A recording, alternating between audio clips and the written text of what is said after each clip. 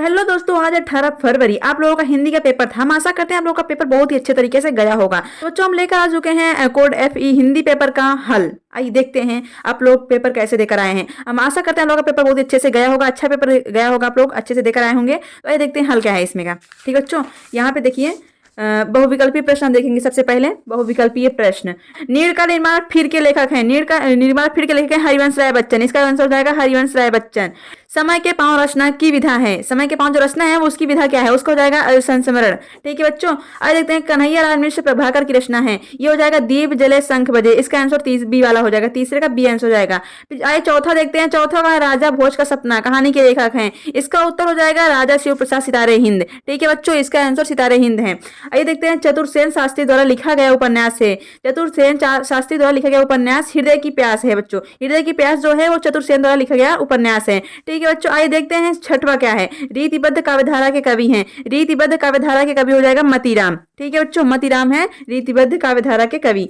छत्रसाल दशक के रचयिता हैं, ये हो जाएगा भूषण आपका।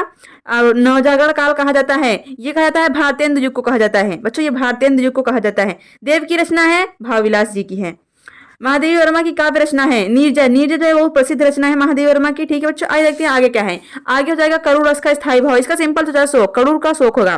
ठीक है बच्चों, उपमेय में उपमान की संभावना को कहते हैं। उपमेय में उपमान की संभावना को उत्प्रेक्षा अलंकार कहते हैं। ठीक है बच्चों, सोठा छंद के दूसरे और चौथे चरण में कितनी मात्राएं होती हैं, इसका होता है 13 मात्राएं। ठीक है बच्चों, षडानन में समास है। षडानन में समास द्विगु समास हो जाएगा। इंद्र का प्रवाची होगा तरड़ी। तरड़ी इंद्र का प्रवाची हो जाएगा। अज्ञान में हो जाएगा आपका आ प्लस ज्ञान, अब ज्ञान। युष्मत का सप्तमी विभक्ति एक वचन रूप है, इसका हो जाएगा त्वयी। रचना के आधार पर काव्य के भेद होते हैं। रचना के आधार पर काव्य के 3 भेद होते हैं। ठीक है बच्चों, वह खेलेगा, वाक्य का भाववाच्य वाक्य क्या होगा, इसका होगा बच्चों उसने खेला, उसने खेल खेला।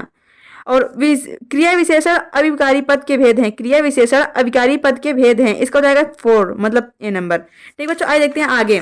आगे हो जाएगा खंड खा आएगा। इसमें को वर्णनात्मक प्रश्न, इसमें आपको दिए गए हैं निम्नलिखित गद्यांश पर आधारित दिए गए प्रश्न के उत्तर दीजिए। ये पढ़ते हैं। इसका विश्व पात्र मित्र से बड़ी भारी रक्षा रहती है। जिसे ऐसा मित्र मिल जाए उसे समझना चाहिए कि खजाना मिल गया। विश्व पात्र मित्र जीवन की एक औषधि है। हमें अपने मित्रों से यह आशा रखनी चाहिए कि वे उत्तम संकल्पों में हमें दृढ़ करेंगे, दोषों और त्रुटियों से हमें बचाएंगे, हमारे सत्य पवित्रता और मर्यादा के प्रेम को पुष्ट करेंगे। जब हमारी कुमार्ग पर पैर रखेंगे तब वे हमें सचेत करेंगे। जब हम हतोत्साहित होंगे तब वे हमें उत्साहित करेंगे। इसका यहाँ पे क्वेश्चन पहला निकलता है, उपयुक्त गद्यांश का संदर्भ लिखिए। बच्चों, उपयुक्त गद्यांश का संदर्भ सिंपल सा है, ये लिया गया है मित्रता पाठ से लिया गया है। इसके रचयिता हैं आचार्य रामचंद्र शुक्ल जी हैं। इसके जो लेखक हैं वो आचार्य रामचंद्र शुक्ल जी हैं। आपको संदर्भ कैसे लिखना है, आपको बताएंगे संदर्भ कैसे लिखना है। संदर्भ में आपको लिखना है गद्यांश हमारी पाठ्य पुस्तक हिंदी के खंडकाव्य में संकलित मित्रता नामक पाठ से लिया गया है, जिसके लेखक हैं आचार्य रामचंद्र शुक्ल जी हैं। ठीक है बच्चों, आपको ऐसे ही लिखना है संदर्भ में। उसके बाद यहाँ पे आएगा दूसरा जो है निम्नलिखित पद्यांश पर आधारित दिए गए प्रश्नों के उत्तर लिखिए। बच्चों, आप लोग पद्यांश भी लिखे होंगे, हम आशा करते हैं आपका पेपर अच्छा गया होगा। फिर यहाँ पे आएगा संस्कृत गद्यांश। संस्कृत का गद्यांश भी आता है, पद्यांश भी आता है, आप लोग दोनों लिख आए होंगे। ठीक है बच्चों, आइए देखते हैं आगे क्या है। आगे है स्वप्रेत खंडकाव्य के आधार पर दिए गए प्रश्नों में से किसी एक प्रश्न का उत्तर दीजिए। तो आपका जो खंडकाव्य होगा, आप जिस जिले से होंगे, ठीक है बच्चों, आप उसका लिखे होंगे। आइए फिर यहाँ पे देखते हैं लेखक का जीवन परिचय। पहला है पद्मलाल पूनालाल बख्शी, रामचंद्र शुक्ल, रामधारी सिंह दिनकर। इसका इन तीनों में से एक लोग आप लिखे होंगे। ठीक है बच्चों, फिर यहाँ पे आएगा कवि जीवन परिचय एंड संस्कृत पाठ्य पुस्तक कोई श्लोक लिखिए।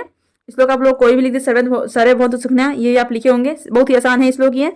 फिर यहाँ पे आपको हो जाएगा एक प्रार्थना पत्र लिखना था, आप मोहल्ले का लिखे होंगे। फिर विद्यालय का खेलकूद। ठीक है बच्चों, यहाँ पे आ जाएगा आप संस्कृत में उत्तर प्रश्न उत्तर आएगा। फिर आएगा आपका निबंध। आप सबका पेपर बहुत अच्छा गया होगा।